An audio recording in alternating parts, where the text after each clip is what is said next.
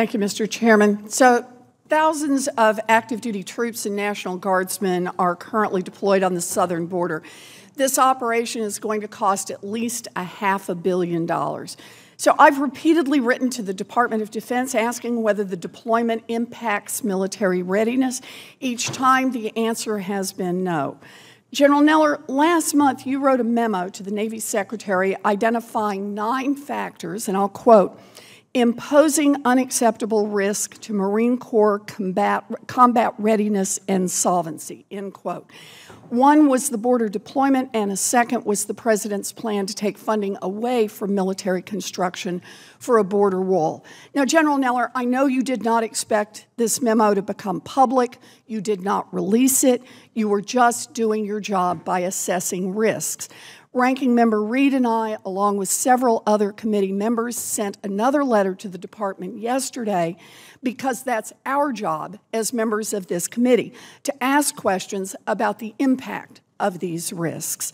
So let me ask, have any exercises been canceled, or were any units sent to the border instead of going to scheduled training exercises? Just factual questions, General.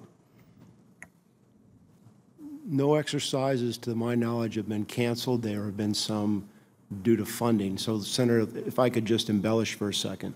You're correct. I had a list of 8 unresourced requirements, of which one was the mission to go to the border.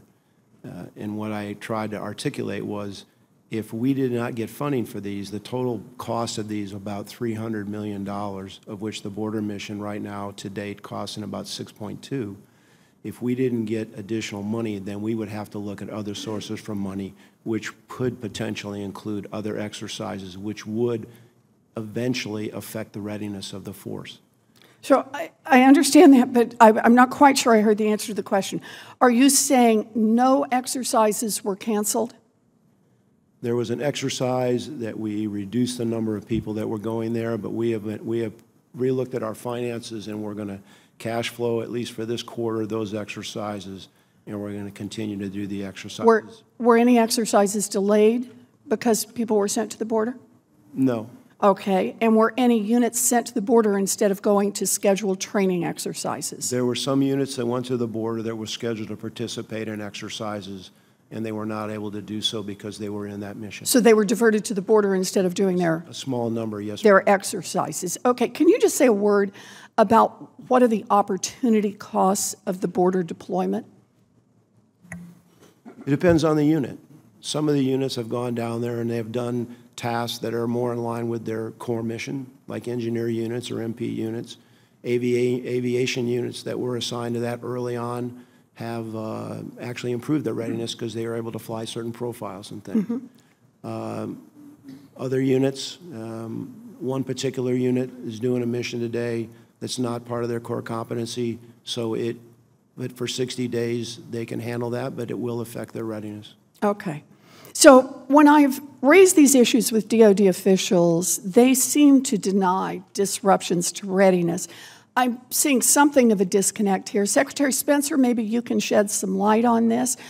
DoD officials assured me in writing that the President's southern border deployment and the transfer of military construction funds for a wall do not present significant readiness risks. But we now know that concerns about readiness have been raised internally. Same question to you. What are the opportunity costs of the border deployment? I answer the same as the Commandant, Senator. There are some that actually benefit from the deployment because they can actually do their job that their core competency is, some not. But let's bring it up, and the whole reason that I ask both the CNO and the Commandant for memos such as this is I feel I have to know, being the Chief Executive of the service, to know where the stresses are. This was item G on the whole list. The main stress that we were dealing with at the time, Senator, was the hurricane, which was imposing the greatest cost on the Marine Corps. 500 men for a month at the southern border is $1.25 million. In my mind, is that affecting my readiness stress? No, it's not. All right. I understand that it's in a context, but as I said before, part of our job is to explore where we have valid concerns to military readiness. You're doing your job when you raise those concerns. We're doing our job when we ask about them. You know, the Commandant of the Marine Corps has said that border deployment and the transfer of military construction funds for a wall contribute to an unacceptable risk to the Marine Corps' combat readiness and solvency. I think it's time for the President and Congress to listen to him, and we should keep asking these questions. Thank you. Thank you both.